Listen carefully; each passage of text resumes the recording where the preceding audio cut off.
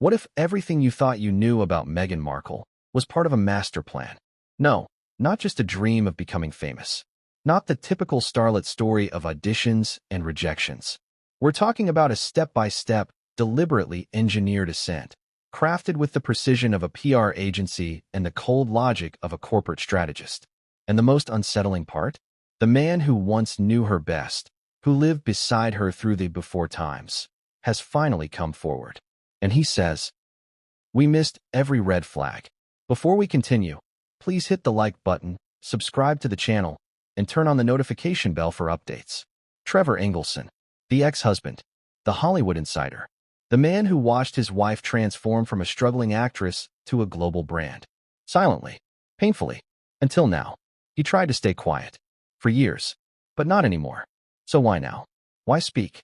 Because, in Trevor's own words, it wasn't just a marriage. It was a performance. And I was written out of the final script. Let that sink in. This isn't just another ex-husband venting in public. Trevor has nothing to gain. No book deal, no podcast tour, no media contracts. In fact, he refused most of them. But what changed? What made him finally tell his side of the story? A forgotten laptop. A few old emails. A therapist's question he couldn't answer.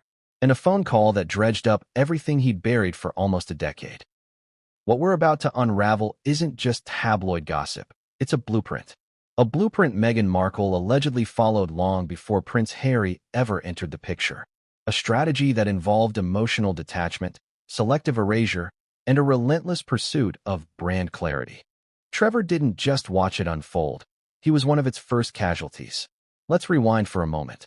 Long before the royal wedding, before Oprah, before Frogmore, before Archewell and Spotify and the Netflix millions, there was Trevor, a rising Hollywood producer, and Meghan, a cable TV actress on the edge of recognition. Together, they were building something, or so he thought. But now he's saying, she wasn't building us. She was building herself, and I didn't fit the final draft. Brutal? Maybe. But what if he's right? What if the story of Meghan Markle, the underdog, the humanitarian, the silenced woman finally finding her voice, wasn't spontaneous at all? What if it was scripted? Imagine discovering, years after your divorce, that the woman you loved had mapped out her exit before your honeymoon, that she rehearsed media narratives, that she identified who in her life to keep and who to cut, based not on love, but on utility. And imagine realizing you were on that cut list the moment your usefulness expired. Trevor claims he saw it happen, not all at once, but in chilling fragments. One by one, Meghan's friends, confidants, even family members were systematically retired. Not with drama, not with fights, but with silence, with absence, with PR. She'd ghost people with the same calm she used to plan dinner, Trevor says. No malice, just strategy. And now, for the first time, he's walking us through that strategy. But let's be clear, this isn't revenge. It's revelation. Because according to Trevor, Meghan wasn't chasing fame like most in Hollywood. She was engineering it. She studied it. She analyzed it. She knew what kind of fame she wanted and who she had to become to get there. The rest of us were variables she could adjust or delete. This statement alone is enough to turn the internet upside down. But it's just the beginning.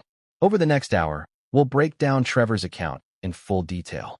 From the early days of her vision boards and PR contacts, to the marriage that felt like a partnership but turned into a prop, to the cold calculus behind her networking, cutoffs, and rebranding efforts, to the moment she met Harry and everything accelerated overnight.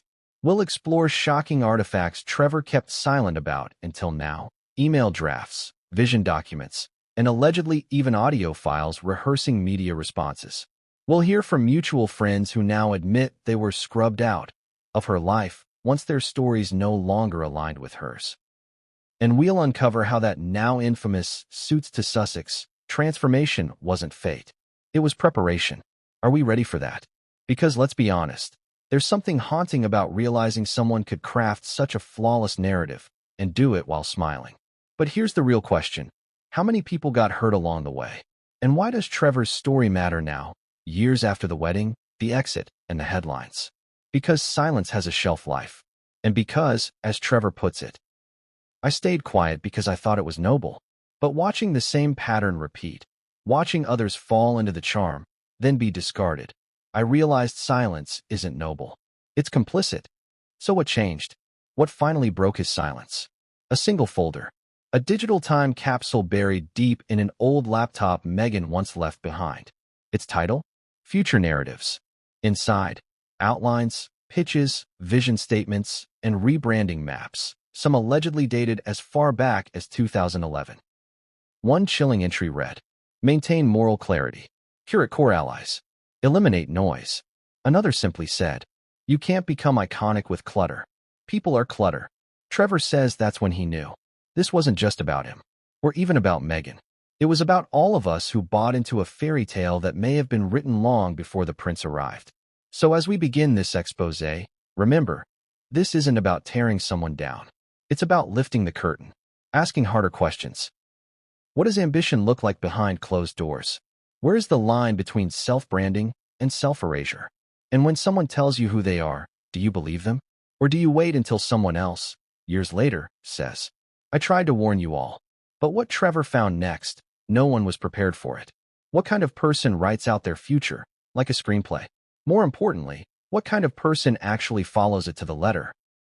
By the time Trevor Engelson opened the folder titled Future Narratives, buried deep inside an old laptop Meghan Markle left behind, he wasn't expecting to find anything explosive. A few forgotten photos, maybe a half-finished blog post from the TIG, some vacation selfies. But what he found instead was a chilling roadmap, a strategy, and not just any strategy, a multi-year plan to craft an image, build a platform, and curate a life story designed to seduce the world. But it didn't start with royalty. It started in Hollywood, before the tiaras, before Buckingham Palace, before the Oprah interview, the Spotify implosion, and the Netflix millions, before Suits, before Prince Harry. There was Los Angeles. There was rejection. There were bit parts, failed pilots, and catering gigs. And behind it all, there was an ambition so relentless it could cut through people like glass. So let's go back, before the crown, before the chaos, to the moment the dream began. And no, this wasn't a little girl dreaming about being a princess. This was something else entirely. According to Trevor, Meghan wasn't obsessed with acting. Not really.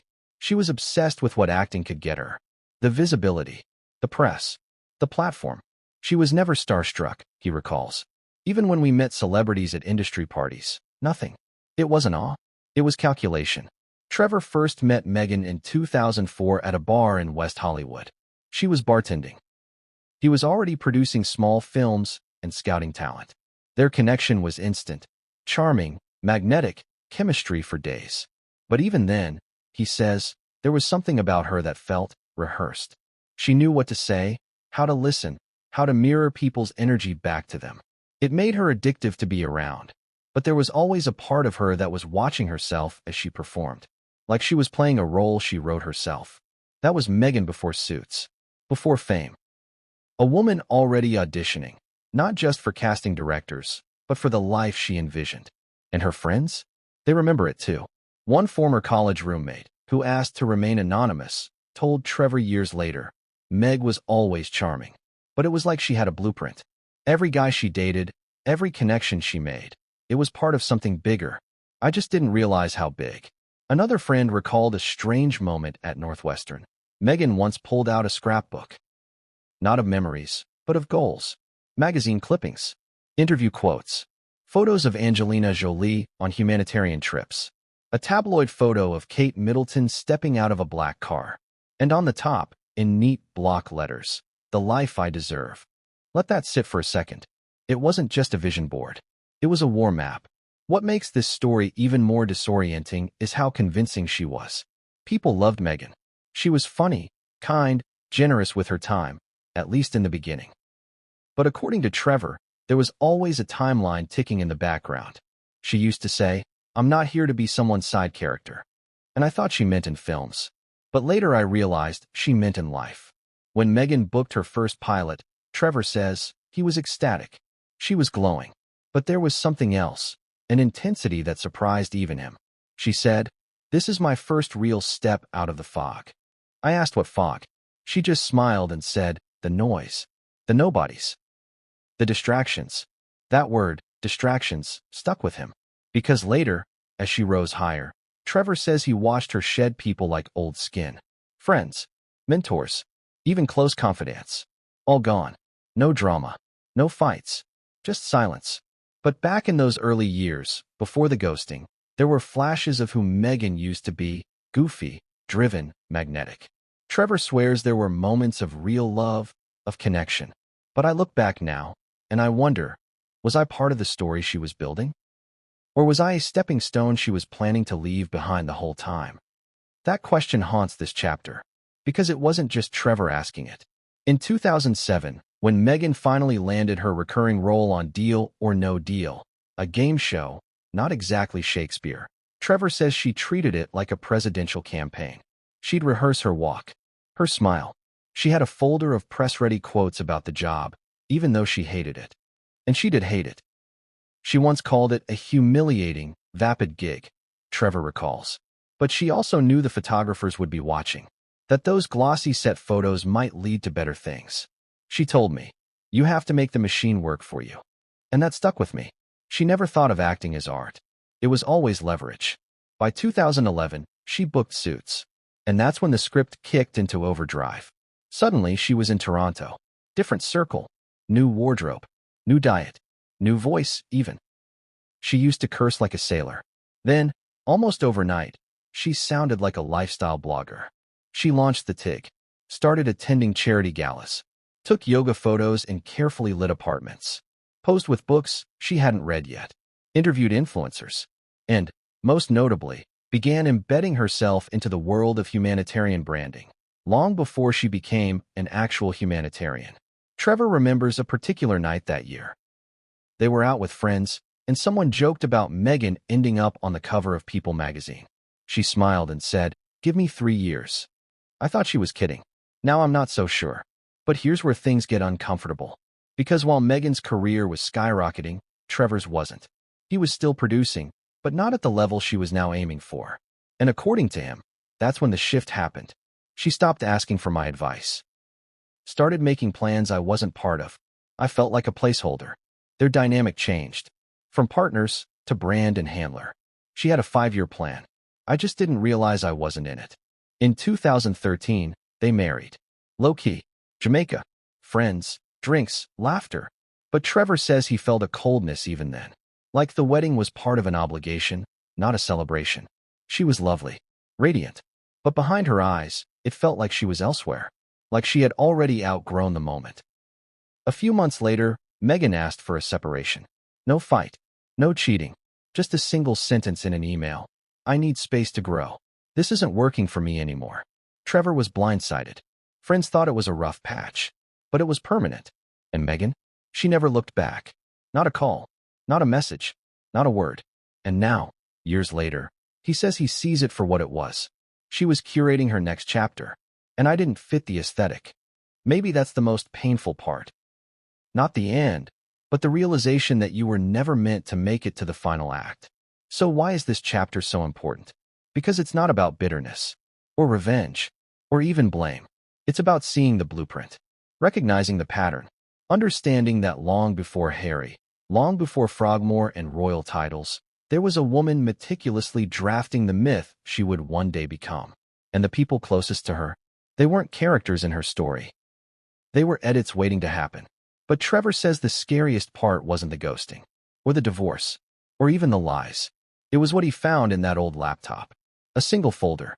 A quote, dated 2009, typed in the center of the page. "One day, the world will see me the way I see myself. Until then, hear it. Control. Climb." Trevor stared at the screen for hours. Because in that moment, everything made sense. And he realized the Hollywood dream? It wasn't just a dream. It was the first act in a carefully designed, painfully executed, emotionally devastating master plan. But what came next made the Hollywood years look like child's play. What if the story of your relationship, the love you thought was real, was edited after the fact, rewritten, airbrushed, and in some cases deleted entirely? That's what Trevor Engelson says happened to him. He didn't just lose Meghan Markle as a partner. He lost the truth of what they were. The version the world now believes? It's neat, sterile, sanitized for global consumption. But according to him, that timeline, it doesn't add up. Not emotionally, not factually, not even logistically. Because the deeper he dug into old texts, emails, shared calendars, even credit card bills, the more he realized how fractured their so-called story really was. The red flags weren't just there, they were screaming. But he ignored them. Why? Because love is louder. Until it's not. So let's dive into the cracks. The inconsistencies. The shocking omissions. Because once you see them, you can't unsee them. Let's start with the public version. Meghan and Trevor met in 2004. Dated for 6 years. Married in 2011. Separated 2 years later. Simple, right? Now let's take a closer look. Trevor recalls that they didn't actually seriously date until 2005. Before that, it was casual, industry meetups, long-distance flirtations, and on-again, off-again tension. But in Meghan's retellings, especially during Suits press junkets, she referred to it as a 6-year relationship leading to marriage. Why the inflation? Trevor's theory? Longer relationships look more stable, more storybook. Especially if the marriage fails, you want people to think it meant something. But it goes deeper. Meghan reportedly told a journalist in a 2015 off-record comment that her marriage was already over by the time Suits aired. Trevor? He disagrees. Vehemently. According to him, she was still sending him love notes, handwritten ones, as late as 2012. Just months before she packed up her LA apartment and vanished to Toronto. She told me she couldn't wait for us to build our future. Then, 3 weeks later, she said she felt trapped. I didn't even have time to process it. What changed? That's the million-dollar question. And maybe the more chilling one is, what if nothing changed? What if the entire arc was already planned? Because Meghan's shift from doting partner to distant stranger wasn't gradual. It was surgical. Trevor says she stopped sharing schedules, canceled flights last minute, declined family invites with cryptic excuses. She'd say things like, "I need to protect my energy," or "I can't be around chaos right now." I started wondering if I was the chaos. Then came the career curveball. Meghan told Trevor she'd landed the role of Rachel Zane on Suits, filming in Toronto. It was a huge break. He was thrilled. But here's what struck him as odd. She didn't ask him to move with her. Not even temporarily. She just said, "I think we should try long distance." Like it was a business arrangement. No emotion. Just logistics. And that's when the distancing truly began. She changed phone numbers, created a new email account, started texting at odd hours, brief, guarded replies. Then came the press rollout. New photo shoots. Red carpets. Suddenly, their wedding ring was gone. No mention of a husband. No public acknowledgement of the man who'd supported her during the lean years. One stylist who worked with her during early Suits fittings told Trevor, off the record, "She told us to refer to her as single. She said, 'It simplifies my brand.'" Pause. Let that sink in. It simplifies my brand. What kind of person edits out their own marriage to appear more marketable? Someone who sees real life as a narrative to control. Someone who understands that sympathy, mystique, and reinvention are the cornerstones of celebrity. So Trevor dug deeper. He compared their shared calendar to press reports, trying to match her travel with interviews. And what he found shook him. Meghan had already stopped wearing her wedding ring on red carpets a year before she filed for divorce. She had begun scrubbing Trevor from her social media, not dramatically, just quietly. One photo gone. One post caption changed. One friend unfollowed. Until eventually, it was like he never existed. Meanwhile, in private, she still sent him emails about booking a trip to Tulum, suggested a reset, told him she was burnt out, but still committed. Mixed signals? Or part of the strategy? Trevor started to question everything. He reread birthday cards, rewatched home videos, and then he saw it, a subtle pattern of detachment. Meghan looking into the camera, but not at him, complimenting him, but in third-person language. "You're such a good guy," instead of "I love you." And the most damning detail? She had created a private Dropbox folder in 2011, titled New Chapter. He wasn't invited. Inside, Trevor later learned, were early drafts of the TIG, mood boards of future photo shoots, TED Talk quotes, and media plans, but nothing about their marriage. Nothing. So how does this timeline actually look now? Try this. 2004, flirtation begins. 2005 to 2010, casual dating with growing intensity. 2011, marriage. 2011, months later Meghan creates new chapter project. 2012, Trevor notices emotional shifts. She moves to Toronto. 2013, divorce announced by Meghan via courier. No in-person conversation. Wait, courier? Yes. According to Trevor, he didn't even get a phone call. Just a box of belongings. And inside, a letter. Short. Clinical. For sentences. I need clarity. I need space. I need growth. This is goodbye. He showed it to a friend. The friend thought it was a prank. But it wasn't. And even worse. Just weeks later, Meghan was photographed at a charity gala, radiant, relaxed, and alone. No mention of grief. No mourning. No public acknowledgement of the end of a nearly 10-year bond. Trevor tried to reach out. Silence. Tried again months later. Blocked. And here's where things get even murkier. By the time the royal engagement was announced in 2017, most media outlets wrote Trevor out completely. Some even referred to Meghan as never married. One British tabloid corrected their article only after a fan pointed out Trevor's name. Why was this history being buried? Trevor believes it's simple. The Meghan brand doesn't allow for loose ends. And I was a loose end. But it's not just about his pain. It's about the pattern. Because this isn't the first time Meghan's past has been edited. Old friends, gone. Family members, estranged. Even early mentors, people who supported her career, have publicly said they were phased out. There's a phrase Meghan reportedly once used during a stylist's meeting. Clear space for the next phase. Trevor was part of the space clearing. So what do we believe? The public timeline? Or the one built from personal pain, forgotten emails, and discarded truths? This chapter isn't just a rewrite of history, it's a warning. Because when someone curates their story with such intensity, such precision, who gets cut in the edit? And what if one of them is you? But Trevor didn't stop there. He had one last question, and it led him to a former Suits coworker, who told him something that shattered everything he thought he knew. Something about a meeting in London, months before the divorce. And it wasn't business. It was personal. What would you do if someone you loved looked you in the eyes and, without flinching, said, "You don't fit my brand anymore"? Not, "I don't love you." Not, "We've grown apart." But, "You don't fit my brand." Not as a person, but as a product. That's the phrase Trevor Engelson says he'll never forget. Not because she said it directly to him, but because he heard it from someone else first. Someone Meghan had once trusted. Someone who, like him, had been abruptly deleted. But we're getting ahead of ourselves. Let's rewind. Because if Chapter 2 exposed the cracks in the love story, Chapter 3 lays bare the full strategy of elimination.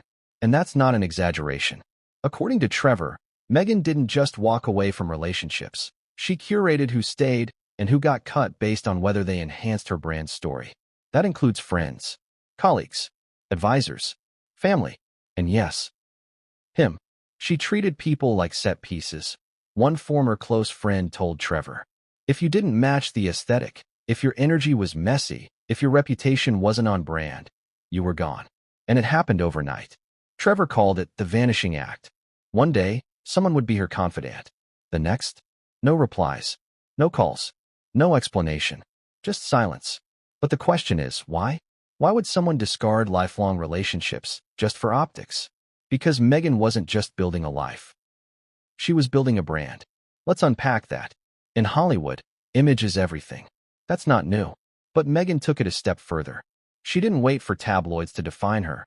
She defined herself first. Controlled the narrative. Managed the optics. Branded every relationship based on its value. According to one insider, she had 3 rules. Be memorable. Be marketable.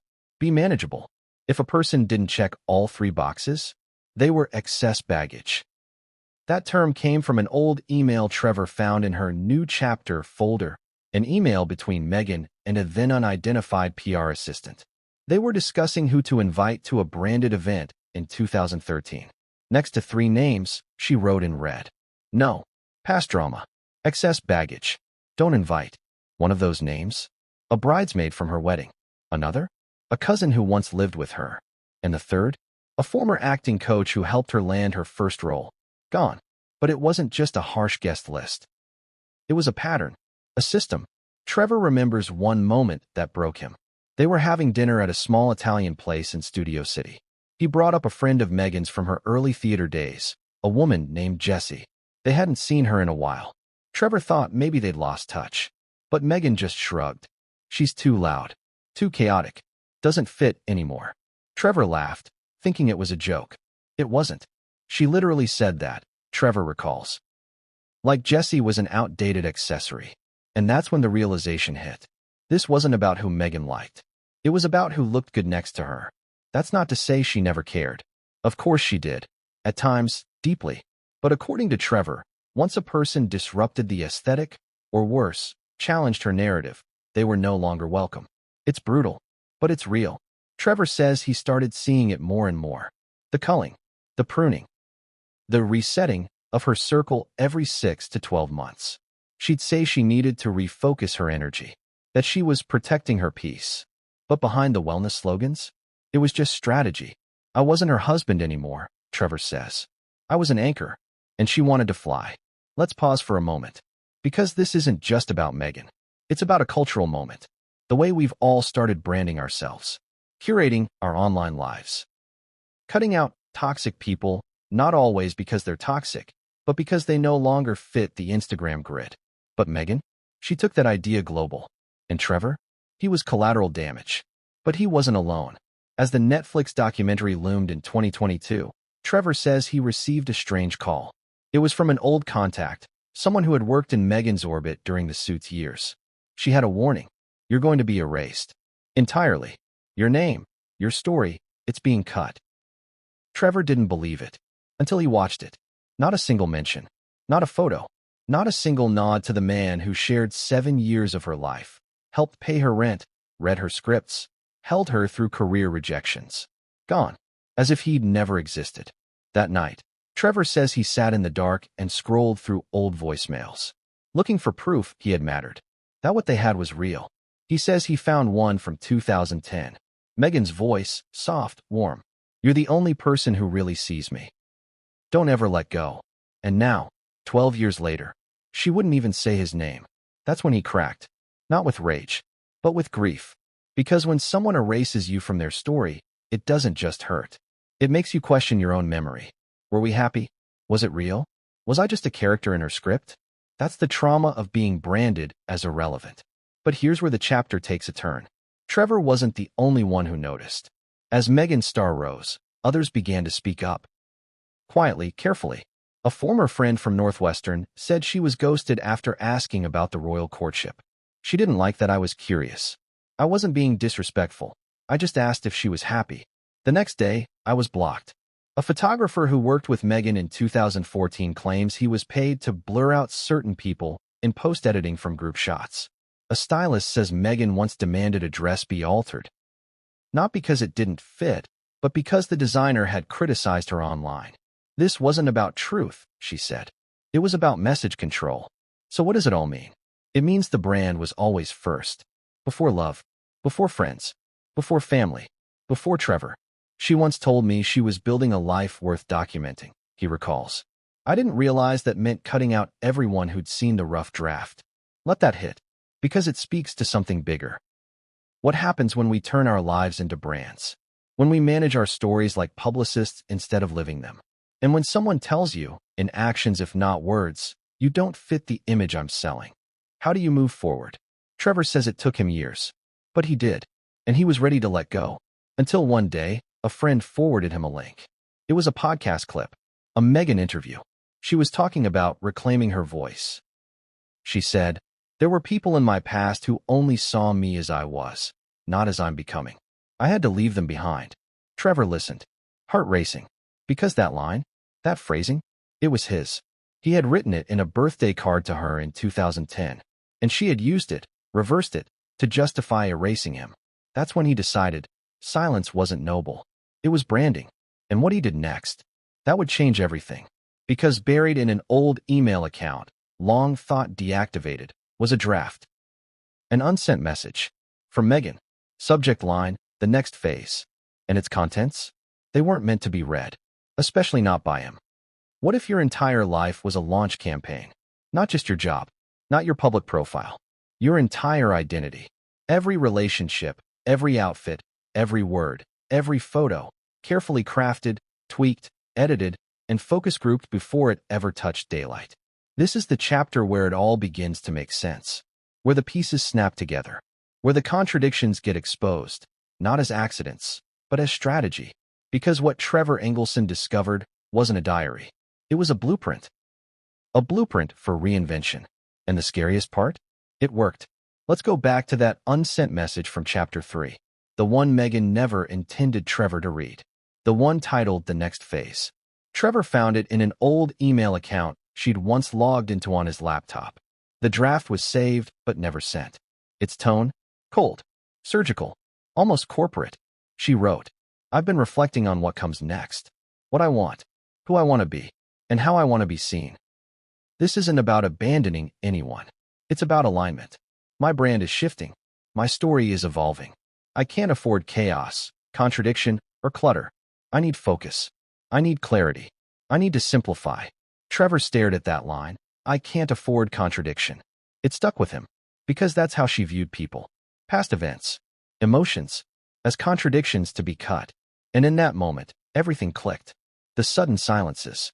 The carefully chosen quotes in magazine profiles. The rebranded narratives about childhood, race, gender, ambition. The pivot from Hollywood hopeful to humanitarian heroine. It was all there. All part of the makeover. But make no mistake, this wasn't some spontaneous self-help transformation. This was planned, tested, refined. Trevor called it the Meghan Makeover Blueprint. Let's walk through it. Step 1. Control the image. Before the fame, before Suits, Meghan was just another working actress. Hustling for auditions, juggling side gigs, living paycheck to paycheck. But around 2011, Trevor noticed a shift. Suddenly, she started talking like a brand strategist. She read books on positioning, watched documentaries about Michelle Obama, Princess Diana, Angelina Jolie.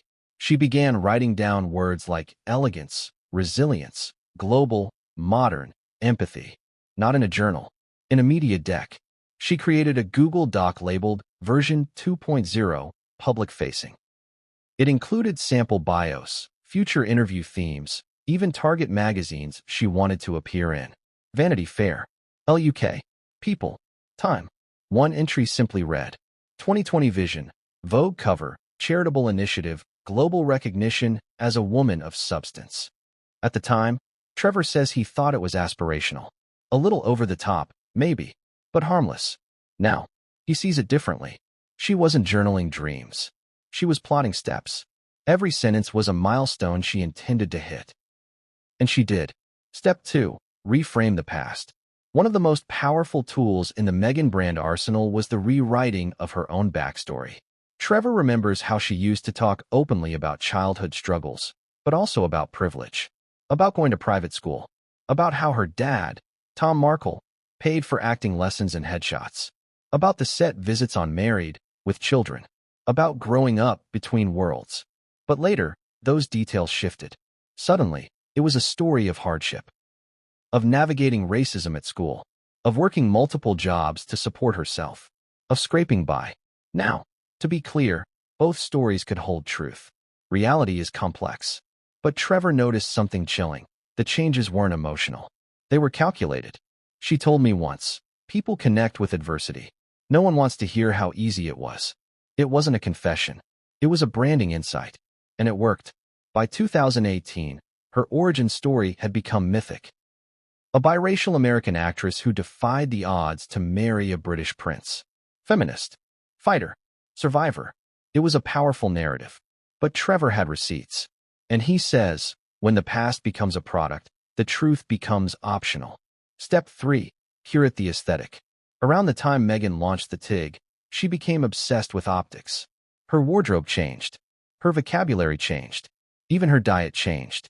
Gone were the wild nights, the sloppy brunches, the off-the-cuff humor.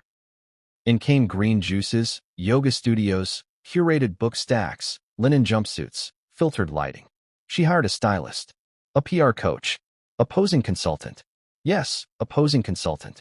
Trevor once walked in on Meghan practicing how to engage softly with a camera, how to tilt her head, how to do a Duchenne smile.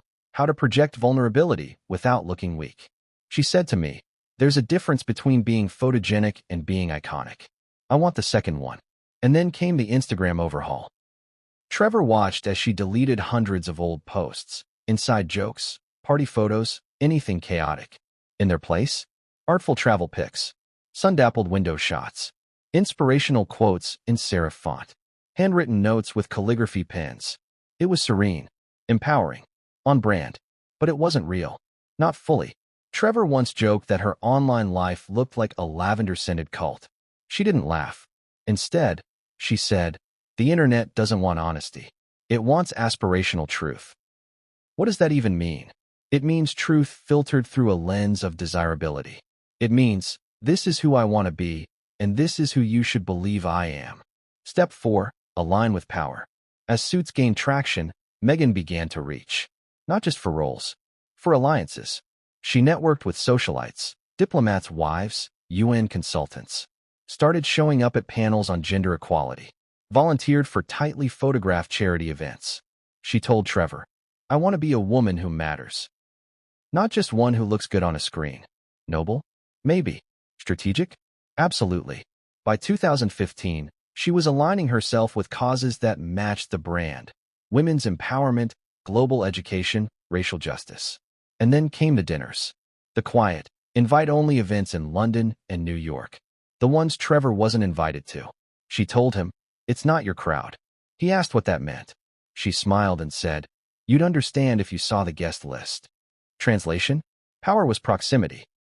And he didn't fit the mood board. Step 5. Edit the cast. We covered this in the last chapter, but it's worth repeating here. As Meghan's image sharpened, her inner circle blurred.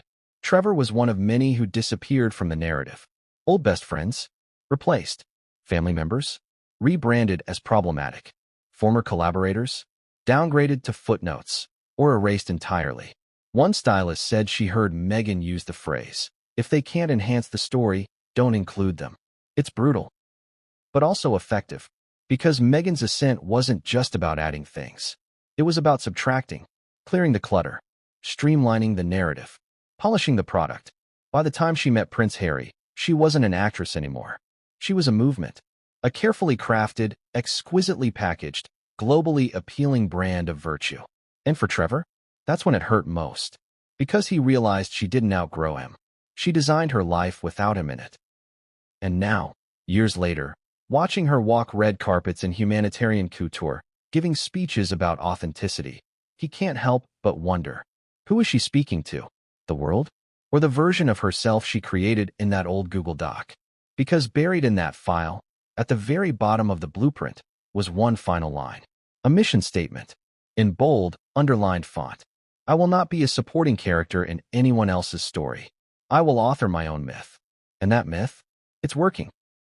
But what Trevor discovered next would challenge even the most loyal fans' belief in the fairy tale.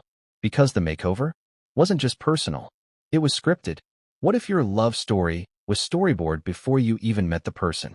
Not in some whimsical, romantic way, but in actual bullet points, color-coded goals, and calculated networking routes. That's what Trevor Engelson began to suspect as he started to connect the dots. One blog post, one deleted photo, one forgotten document at a time. Because by now, he wasn't just a heartbroken ex. He was something more dangerous. An eyewitness. And what he began to uncover wasn't just painful, it was damning. Because according to Trevor, Meghan didn't stumble into a royal fairy tale. She drafted it, years in advance. Let's begin with The Tig, the now-defunct lifestyle blog that's often described in soft, feminist terms. Empowering, personal, aspirational. And sure, it had yoga poses and wine pairings. But buried under the wellness slogans and motivational mantras, there was something else. Something far more ambitious. Trevor says that from the start, The Tig wasn't a journal. It was a ladder. A tool designed to elevate Meghan's social currency while quietly repositioning her public image, from actress to thought leader, from relatable to regal. She treated that blog like a brand manual, Trevor recalls. Every post was filtered through a question. Would someone powerful relate to this? He remembers one particular afternoon in 2015. They were sitting at home in Los Angeles, and Meghan was drafting a blog post about women's empowerment. He says she read it out loud, paused, then deleted an entire paragraph. When he asked why, she said, "It's too messy. I want this to sound polished, like something Amal Clooney would say." Amal. Not Kim Kardashian. Not Angelina Jolie. Amal Clooney. Barrister, activist, fashion icon, and wife of George Clooney. That was the target vibe. That was the goal. And that's when Trevor began to understand. She wasn't just building a website. She was building a persona, a global voice, a duchess in waiting.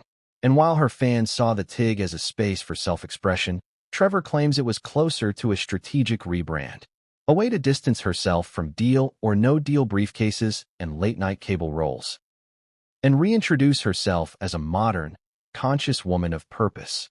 And it worked. Suddenly, she was getting invites to UN panels, women's conferences, lifestyle events hosted by major fashion houses. Trevor watched it happen in real time. She'd sit at the dinner table with flashcards, practicing sound bites, not lines from auditions, lines for interviews she hadn't even booked yet. One card read, "I believe in global citizenship and the power of narrative to shift culture." He asked where it was from. She said, "It's for a future panel." What future panel? She didn't know yet, but she was rehearsing anyway. Let that sink in. And then came the vision boards. Trevor remembers stumbling across one taped to the inside of a closet door. There were images clipped from magazines. Serena Williams holding a trophy. Angelina Jolie holding a refugee child. Kate Middleton stepping out of a black car in a cream coat. Princess Diana crouched down, smiling at a child in Africa. A quote in gold ink. "Royalty is relevance. Grace is power." He asked about it. She brushed it off. "Just a mood board," she said. But it wasn't just a mood. It was a mission. According to Trevor, Meghan even began following the schedules of royal events. She'd study who appeared where, how they dressed, what causes they supported. She knew which charities were on Kensington Palace's radar before she even met Harry, he says. It wasn't coincidence. It was intel. And then came the royal rewrites. In early drafts of the TIG, Trevor recalls posts that were raw, funny, even self-deprecating. But slowly, those vanished. In their place, polished essays on self-worth, diplomacy, and public responsibility. A carefully curated persona of elegance and restraint. She once posted a story about tripping in stilettos at an event, Trevor says. Fans loved it. 2 days later, it was gone. He asked why. She said, "Clumsy doesn't trend well.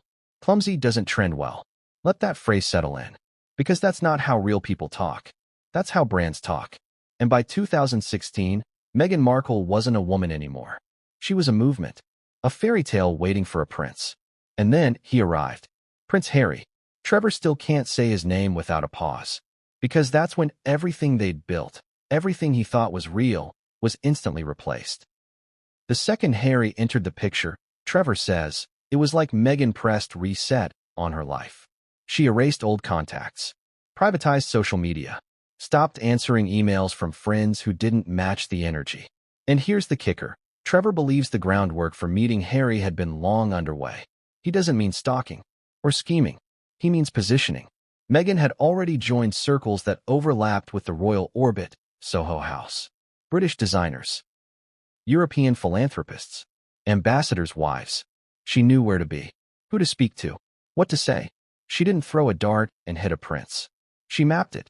And while tabloids spun a spontaneous, blind date story, Trevor suspects the truth is a little more deliberate. She always said she wanted a love story that meant something globally. That changed conversations. She didn't want a private life. She wanted a public myth. And that's exactly what she got. The royal wedding. The baby bump. The designer gowns. The Oprah interview. And through it all, the audience believed. Because Meghan had made them believe. Not through manipulation. Through storytelling. And that's what makes this so powerful. Because once you recognize the fairy tale for what it really is, a script, the illusion begins to crumble. Trevor says he doesn't hate her. Not even now. But he does fear what comes next. Because once a myth gains traction, once people need to believe it, they'll defend it no matter what.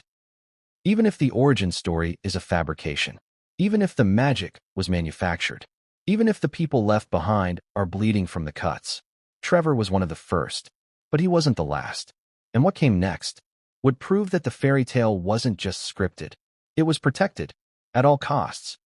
Why didn't he say something sooner? Why wait? Why stay quiet while the world crowned Meghan Markle as the new Diana, the new feminist icon, the modern Cinderella? Trevor Engelson asked himself those same questions, over and over again. And the answer? Because he wasn't just silenced by heartbreak. He was silenced on purpose. Not by accident. Not by dignity. By design. This chapter isn't just about the pain of being left behind. It's about the chilling machinery that kept him there. The unspoken rules of power. The legal walls. The veiled threats. The PR chokehold. Because when a fairy tale is this lucrative, this politically charged, globally consumed, emotionally loaded, you don't just speak your truth. You're managed. And in Trevor's case, you're erased. Let's break it down. After the separation, Trevor was blindsided. But not bitter. He genuinely believed, at least initially, that Meghan needed space. That maybe the marriage hadn't worked, but there was still mutual respect. Decency. But within months, that illusion shattered. The silence was deafening. Not a message. Not a call. Not a trace. And then came the lawyers. A legal representative showed up at Trevor's office with a document. An NDA. Nothing unusual. Hollywood divorces often involve some kind of confidentiality clause. But this one? It wasn't normal. It was obsessive. Trevor says the document included clauses that went far beyond what's standard. Not just no interviews. No books. No quotes. But also, no unsanctioned mention of Meghan. No sharing of old photos. No contact with media, even tangentially linked to her name. No voicing of emotional interpretations that could be construed as reputation damage. No collaboration with any third-party content creators, bloggers, or industry insiders, even anonymously. Trevor laughed at first. This reads like I was married to a presidential candidate, not an actress, he told his lawyer. But his lawyer didn't laugh. This is serious, he said, and it's enforceable. Trevor could challenge it, sure, but at what cost? At the time, he was trying to grow his production company, pitching projects to major studios, walking into rooms where Meghan's name carried influence. Would he really risk becoming the bitter ex? The guy who wouldn't move on? So he signed. He didn't want drama. He didn't want war. He just wanted peace. But peace never came. Because even after the NDA, Trevor says the pressure didn't stop. He received anonymous emails suggesting that respecting the narrative would be wise, that his silence was appreciated by powerful people, that any deviation would be unfortunate for your professional future. He ignored them, but the tension was real. Industry insiders began treating him differently, not hostile, just cautious, like he was radioactive. Too connected to the past of someone whose future had become a global brand. Then came the headlines. Meghan was dating Prince Harry. At first, it didn't feel real. Trevor heard about it the same way everyone else did, on Twitter. He sat in his car outside a film meeting, phone in hand, staring at the screen. Prince Harry's new girlfriend, American actress Meghan Markle. He felt numb, not because she moved on, but because she'd been preparing for this, and he had never seen it coming. And worse, he knew what was about to happen. The myth machine would begin spinning. The fairy tale was about to go into overdrive. And where did that leave him? As the obstacle, the inconvenient origin, the ex, the person who didn't fit the story. And that's when the embarrassment kicked in, because suddenly, journalists were digging, trying to paint the timeline, piecing together how long Meghan had been with Trevor, what their marriage was like. And even though he stayed silent, Trevor watched as speculation spiraled. Was he jealous? Was he abusive? Was he unworthy? He wasn't just being erased, he was being recast. Fans began posting side-by-side comparisons. Harry versus Trevor. Tabloids dug up old red carpet photos. Online trolls found his social media and flooded it with snake emojis. He deactivated his accounts. Even his family started getting questions. His mother once called him crying after a reporter asked if she felt responsible for Meghan's unhappiness. That's when Trevor realized this wasn't just PR. This was control. And he wasn't the only one feeling it. A former college friend of Meghan's reached out. She'd posted an old photo of them from a trip to Jamaica. Nothing controversial. Just beach vibes. 2 days later, she got a legal takedown request. Then a phone call. Meghan appreciates your support, but we're trying to be mindful about the story.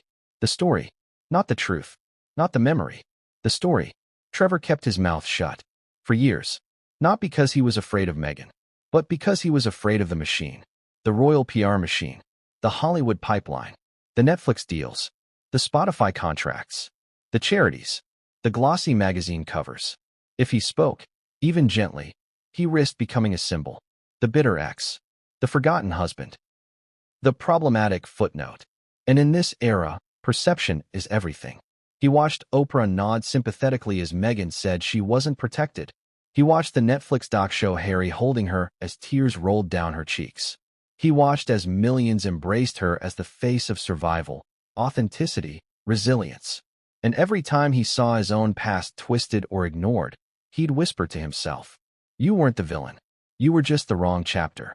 But then, something changed.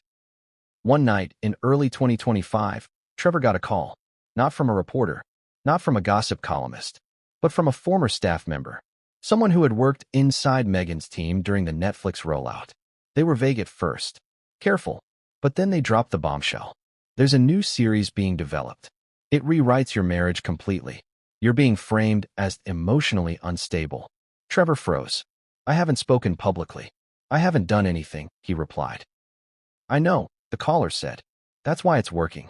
Trevor asked, "Why are you telling me this?" There was a pause. Then, "Because I've seen what happens when people become stories. And you deserve to exist." That line broke him. He realized he wasn't just being quiet. He was being erased. That's when he began to go back. Through the old emails, the blog drafts, the video clips. He wasn't angry. He was terrified. Terrified of how fast truth becomes optional when the story is better without it. Terrified of how easy it is to make someone disappear, not physically, but narratively. And what he found next would give him no choice. Because in a storage unit he hadn't opened in years, inside a box of old production gear, was a laptop, one Meghan had left behind. Trevor nearly threw it out, but something stopped him. He charged it, opened it, and what was inside would change everything. Because it wasn't just old selfies and forgotten files.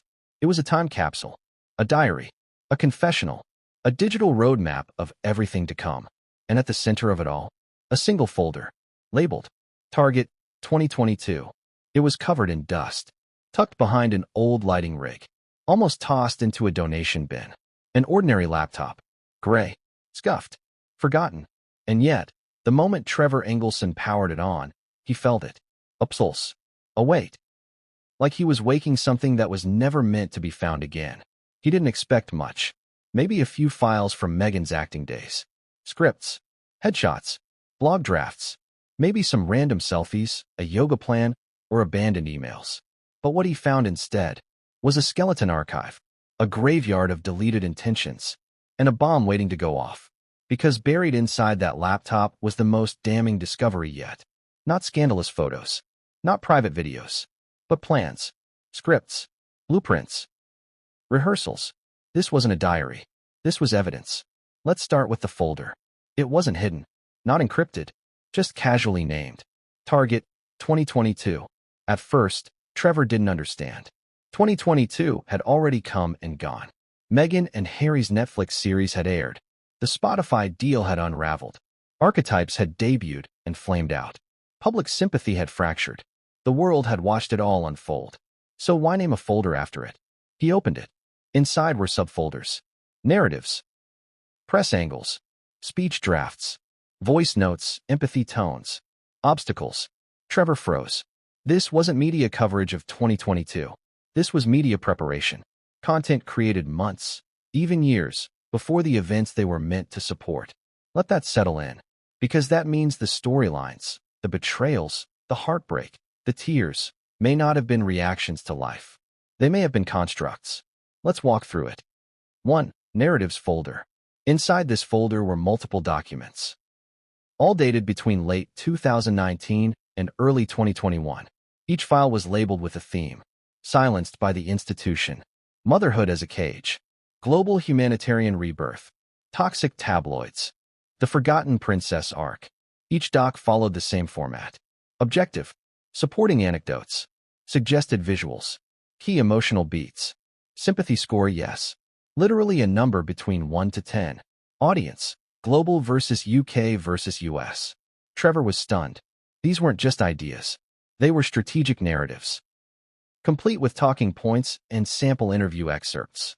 Some quotes would later appear verbatim in actual media appearances. For example, in the Silenced by the Institution file, Meghan had written, "When the world is screaming your name, but no one inside the palace will say it, that's when you realize you're invisible." Trevor recognized it. Almost the exact same line appeared in the Oprah interview. But that interview happened in 2021. The document was dated October 2019. 2. Press Angles folder. This one hurt, because it didn't just plan Meghan's image. It dissected everyone else's. Trevor opened a file labeled Past Relationships, Risk Review.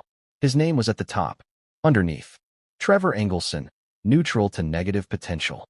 Known as ex-husband, film producer. No major interviews. Maintain silence at all costs. Image risk, medium. Action, suppress press, legal lean if necessary. Another file labeled Thomas Markle, escalation model. Included 3 possible outcomes depending on whether Meghan chose reconciliation, silence, or public rebuttal.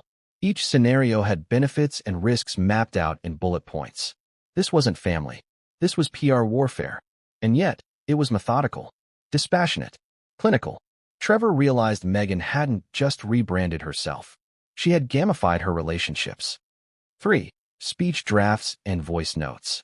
Then came the rehearsals. Dozens of audio files. Practice sessions. Meghan testing vocal tone, pace, emotion. Reading sample scripts in different cadences. One was labeled empathy_tone2_w/size. In it, she practices saying, "I just didn't want to live anymore," followed by a pause, then a soft exhale. Trevor's blood ran cold, because that exact line appeared in the Oprah interview. He remembered watching it when it aired. The rawness, the emotion, the worldwide outpouring of support. But now, hearing it rehearsed, practiced, before the moment ever came, it changed everything. Was the pain real? Possibly. Was the performance strategic? Trevor couldn't deny it anymore. 4. Obstacles folder. This one broke him. It was a list, a literal spreadsheet titled Narrative Obstructions, pre-2022. Each row was a person, outlet, or incident that posed a risk to the brand. Trevor was row 5, next to his name. Risk, moderate, past spouse, knows foundational story. Current status, silent. Action plan, monitor, dissuade, eliminate visibility. Tone framing, neutral, obsolete, ghosted. Obsolete, ghosted. It wasn't just emotional anymore. It was policy. Trevor sat in silence, shaking, not from anger, from realization. He was never forgotten. He was intentionally removed, justified as a liability, a contradiction to be neutralized. And then he found the video. 5. The video file. It was unmarked, simply titled, Rehearsal B, Final. Trevor clicked. It was Meghan, sitting on a couch, reading a script. Behind her, a man with notes, possibly a coach. She was reciting a monologue. Softly, slowly, lines about palace silence, mental health, feeling alone while surrounded by cameras. And the ending? "I'm not telling this story because I want revenge. I'm telling it because someone needs to." She pauses, looks to the camera, then says, "Do you believe me?" Cut. That clip never aired anywhere publicly. But its script? It mirrored major portions of the Netflix doc and the Spotify launch interviews. Trevor stared at the screen, stunned. Not because she was acting, but because it was flawless. The performance wasn't emotional, it was weaponized. She wasn't telling her story. She was testing it, perfecting it, rehearsing public empathy like a TED Talk. And the saddest part? It worked. Trevor didn't sleep that night. He didn't know what to do. He didn't know who to tell. But he knew, for the first time, why he'd been kept quiet. Because if anyone had seen this laptop, heard those audio files, read those strategy docs, they would have asked one dangerous question. Was it ever real? Not just the marriage, the fairy tale, the narrative, the entire persona. That's what Trevor grappled with as dawn broke. But then, his phone buzzed. A friend from the industry, an executive. "Hey man, heads up. There's a new docuseries being pitched. It erases you completely. Entirely. Like you never existed." Trevor knew then. The leaks weren't just lies. They were plans, and he had one shot to stop it. What if the story of your relationship, the love you thought was real, was edited after the fact, rewritten, airbrushed, and in some cases deleted entirely? That's what Trevor Engelson says happened to him. He didn't just lose Meghan Markle as a partner. He lost the truth of what they were. The version the world now believes? It's neat, sterile, sanitized for global consumption. But according to him, that timeline, it doesn't add up. Not emotionally, not factually, not even logistically. Because the deeper he dug into old texts, emails, shared calendars, even credit card bills, the more he realized how fractured their so-called